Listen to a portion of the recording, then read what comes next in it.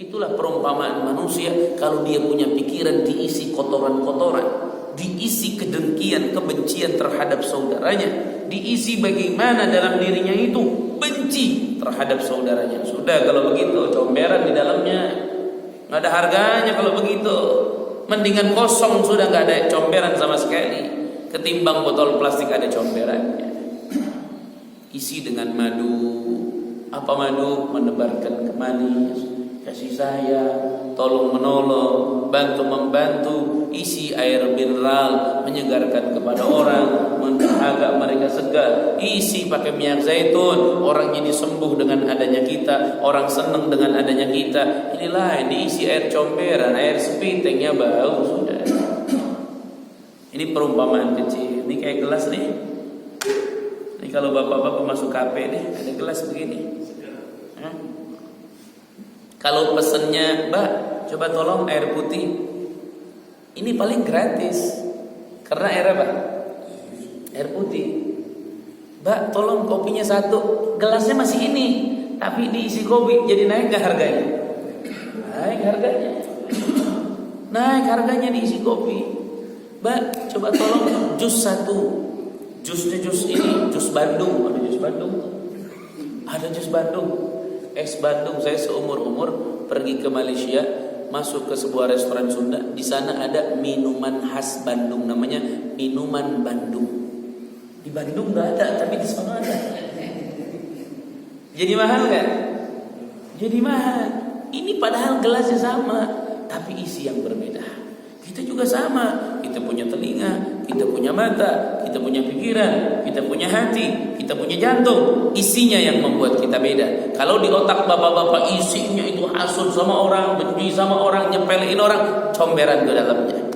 Kalau di dalam hatinya dengki sama teman, selalu iri kepada sahabat, comberan di dalamnya. Kalau sudah dalamnya comberan, putusin sendiri sudah. Sudah.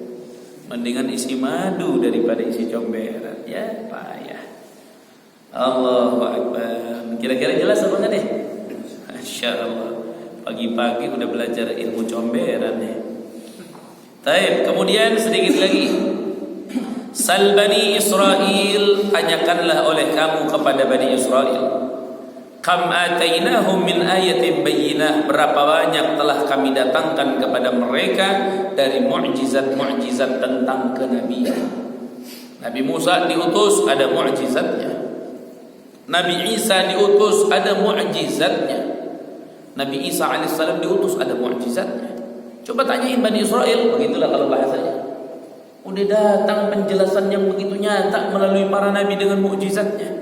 Tapi apa yang terjadi? Mereka tetap tidak mau mengikuti syariat Allah. Makanya kalau teman-teman saya selalu ngomong, Ustaz katanya, kita nunggu Imam Mahdi aja dah katanya. Kalau saya bilang iya nunggu Imam Mahdi mah nggak usah ditanya. Tapi kita harus bekerja keras, sadarkan umat, jaga persatuan, itu aja. Saya waktu umrah kemarin, waktu di Mekah, mohon maaf, saya waktu di Mekah kejauhan, di Madinah. Saya waktu di Madinah, saya berangkat ke sebuah lokasi namanya tempat itu Rauha. Di Rauha itu sampai detik ini ada sumur besar, airnya bagus. Dan sampai detik ini ada masjid yang masjid itu bangunannya sangat bagus. Bangunannya bagus. Bagus dari sisi kokoh dan masih bisa dipakai. Nah, perhatikan. Saya pribadi kenapa sampai memaksakan ke sana, padahal jarak dari Madinah ke tempat itu kurang lebih 130 kiloan lah jaraknya dari Madinah ke sana. Saya berangkat. Kenapa? Karena kita ingin membuktikan secara langsung melalui fisiknya. Kalau bukti secara kajian ilmiahnya, alhamdulillah kita sudah pahami, karena di tempat itu adalah tempat di mana Imam Mahdi nanti akan melakukan ibadah haji, mulai talbiyahnya di situ. Mohon maaf, bukan Imam Mahdi, Nabi Isa. Nabi Isa nanti hajinya di situ, mulai talbiyahnya di Rauha. Dan di situ dulu pernikahan Rasulullah. Dan di tempat itu 70 anbiya pernah sholat, pernah sujud dan minum di sumur itu. Ini sejarah secara ilmiah kita tahu semenjak kita di pondok, semenjak kita buka Sahih Bukhari, Sahih Muslim, tapi fisiknya kita tidak tahu. Pas sampai ke sana, sampai itu subhanallah, lihat sumur airnya begitu jernih, padahal posisinya di padang pasir, kiri kanan gak ada rumah. Dan di situ ada masjid kecil. Kalau sholat berjamaah, masjidnya paling nampung sekitar 10 orang. Tapi kalau umpama ada orang datang 1 juta orang ke situ mau berjamaah pasti cukup. Kenapa? Karena masjidnya nggak ada pintunya, belakangnya padang pasir semua. Nah, kalau berjamaah cukup nggak kira-kira? Cukup nggak nih? Oh, cukup sudah.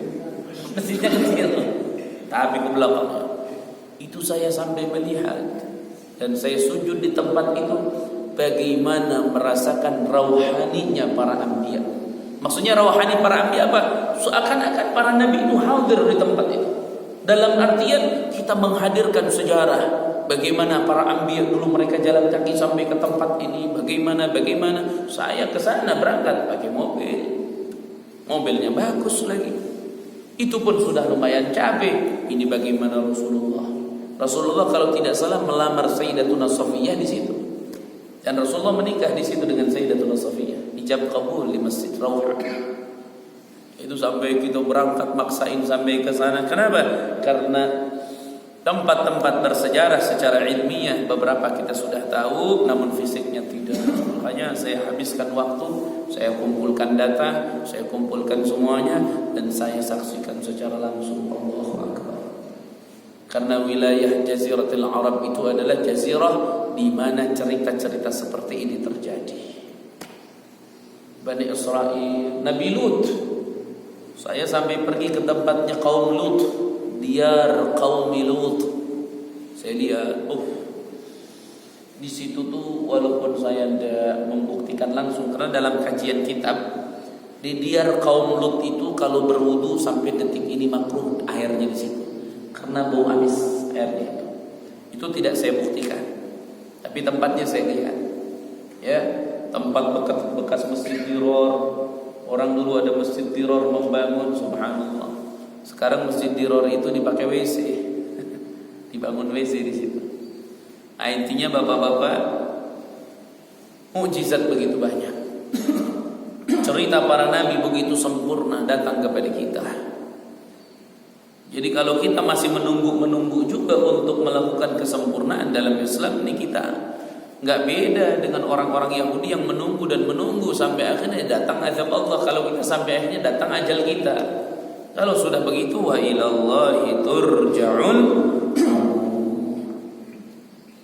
Kemudian kata Allah, wa may yubaddil ni'matallah, barang siapa yang mengganti nikmat Allah dengan hal yang lain, min ba'di ma ja'athu, setelah datang kepada dia, fa innallaha syadidul iqab, maka sesungguhnya Allah syadidul iqab, pemilik siksaan yang amat pedih dan menyakitkan. Zuyyina lilladzina kafarul hayatud dunya wa yaskharuna minal ladzina amanu walladzina ittaqaw fawqahum yawmal qiyamah wallahu yarzuqu man yasha'u bighairi hisab. Apa kata Allah?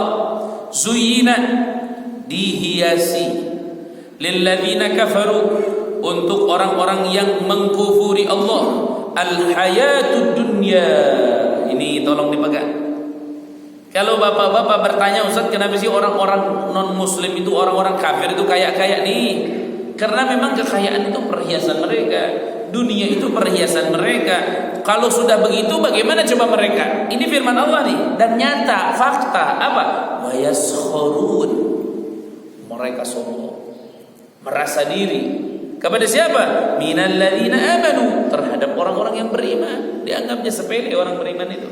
Pada kenyataannya, walladzina taqaw, dan orang-orang yang beriman dan bertakwa, fauqahum, akan berada di atas mereka orang-orang kafir, yaumal qiyamati, pada hari kiamat.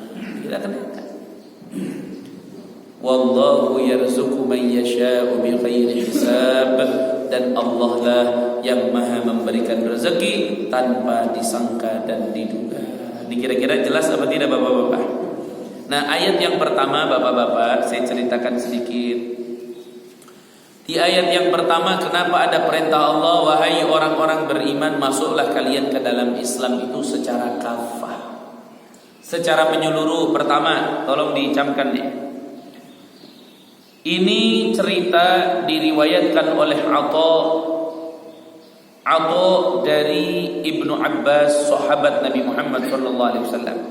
Ada namanya sahabat Abdullah bin Abbas. Ada namanya siapa? Sahabat siapa? Abdullah bin. Nah, ini cerita ini tentang asbabun nuzul ayat yang tadi. Perintah agar manusia masuk Islam dengan total keseluruhan. Ini ceritanya diriwayatkan oleh Abdullah bin Abbas, sahabat Nabi sekaligus keponakan Nabi Muhammad. Saya pergi ke makam Abdullah bin Abbas, saya pergi ke rumah Abdullah bin Abbas, saya pergi ke perpustakaan Abdullah bin Abbas, saya pergi ke tempatnya. Itu subhanallah, tempatnya saat ini begitu dahsyat, dijaga. Tapi ke makamnya ditutup. Makam Abdullah bin Abbas itu adanya di wilayah Hada, masuknya di daerah Taif, tapi tempatnya namanya Hada. Ya. Taib, kata Abdullah bin Abbas, perhatikan, ayat ini diturunkan oleh Allah dengan terjadinya cerita kepada Abdullah bin Salam dan para teman-temannya. Abdullah bin Salam ini dulunya Yahudi. Yahudi.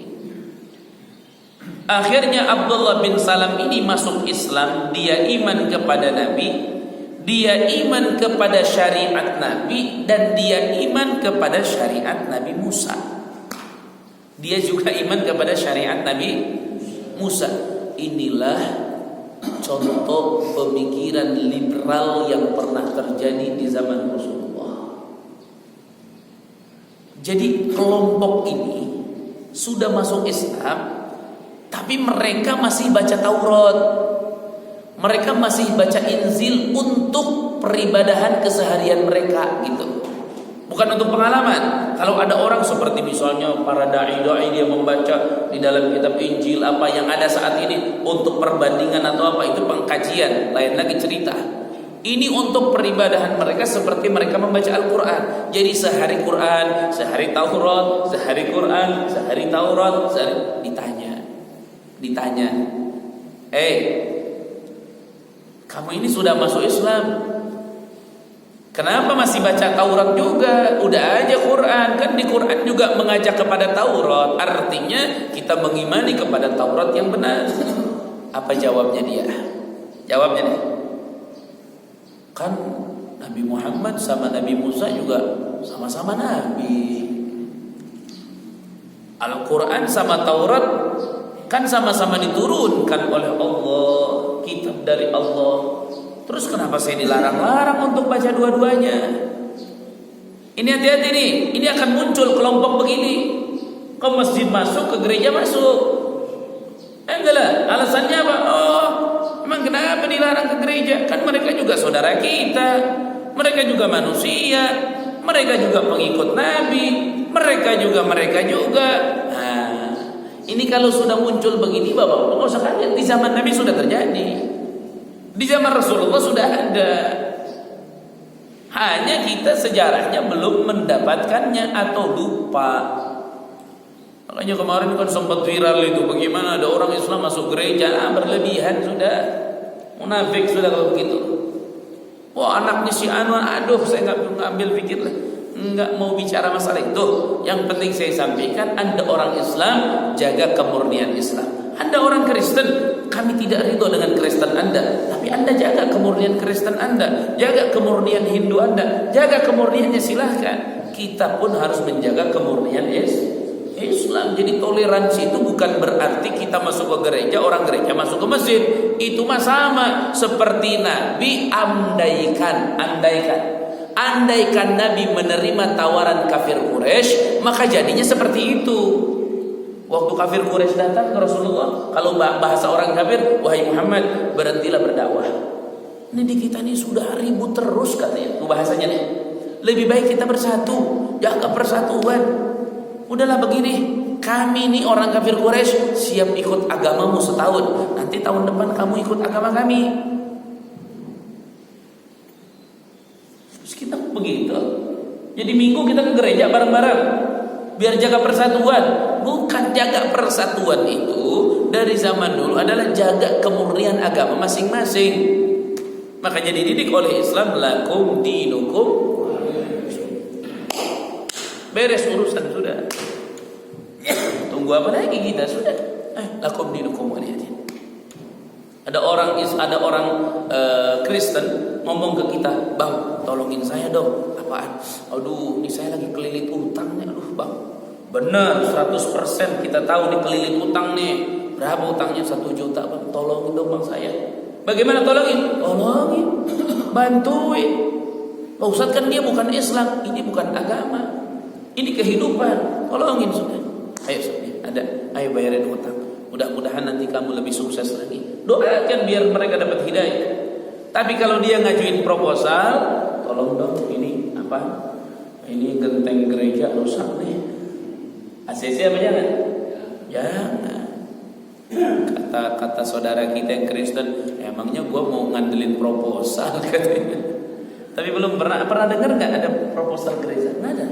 Kenapa sih hebat begitu? Kok Islam pakai proposal terus? 10%. Allah.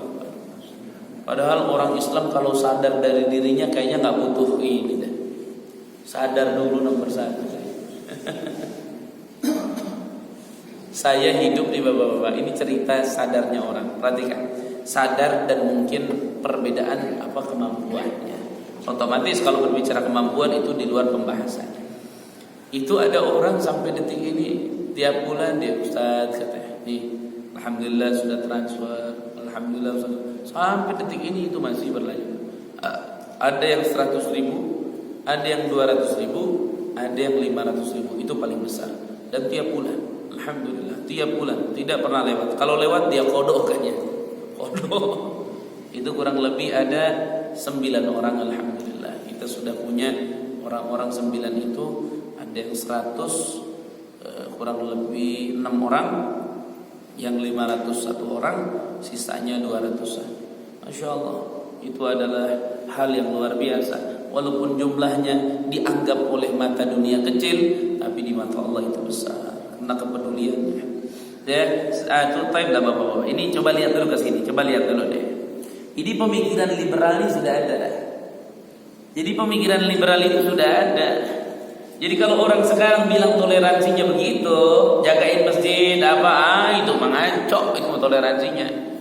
Itulah yang disebabkan dari sebab mereka tuh tidak mau menuntut ilmu dengan benar.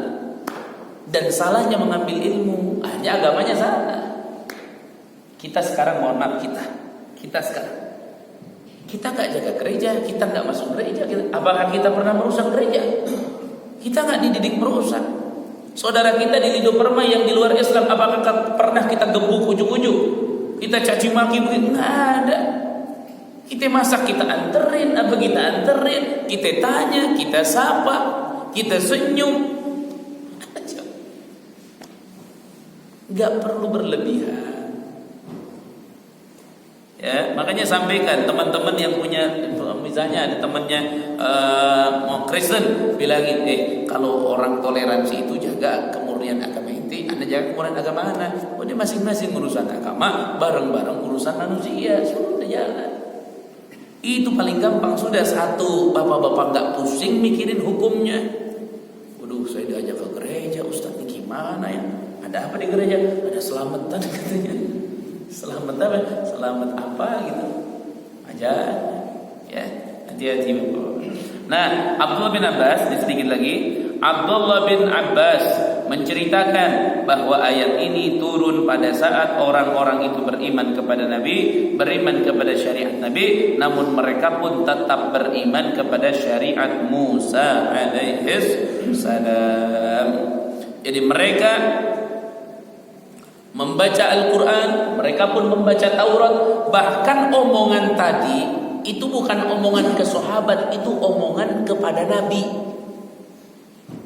Omongan kepada Nabi. Apa bahasanya? Ya Rasulullah, inna Taurata kitabullah, fada'na falna'mal biha. Wahai Rasul, Taurat ini kan kitabnya Allah. Taurat ini kan diturunkan ke Nabi. Sudah aja biarin kami membaca dan kami mengamalkan juga. Tapi ini orang sudah masuk Islam gitu. Ini muncul orang-orang seperti itu nanti. Ya, kayak contoh itu, banci, udah banci kaleng, non muslim katanya ceramah ini itu kan kelewatan. Dan ini pemikiran seperti ini didasari dari apa? Itulah dari ilmu, kurangnya ilmu atau salahnya pengambilan ilmu.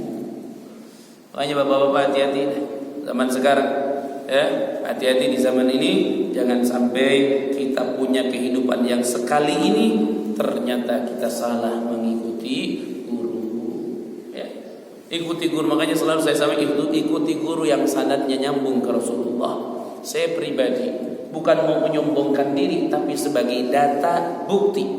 Ayo bapak-bapak ke pesantren, saya tunjukin. Nih saya belajar dari ini belajar dari ini belajar dari ini belajar dari ini belajar dari ini belajar dari ini sampai ke Rasulullah sallallahu alaihi wasallam.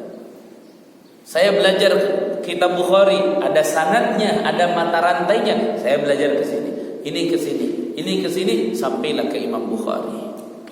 Saya belajar Sahih Muslim sampai ke Imam Muslim, sampai saya belajar ke sini, ini ke sini, akhirnya sampai ke Imam Muslim. Saya belajar ke Syekh Muhammad Masyad Mekah, ini belajar sini, ini belajar masuk ke Syekh Muhammad Hasan Masyad Mekah. Saya belajar terus nyambung.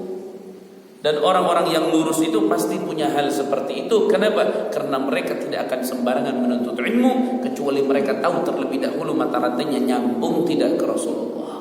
Karena kalau tidak nyambung, pertanggungjawabannya tidak akan sampai ke Rasulullah. Tapi kalau nyambung, maka pertanggungjawabannya akan sampai kepada Nabi Muhammad SAW.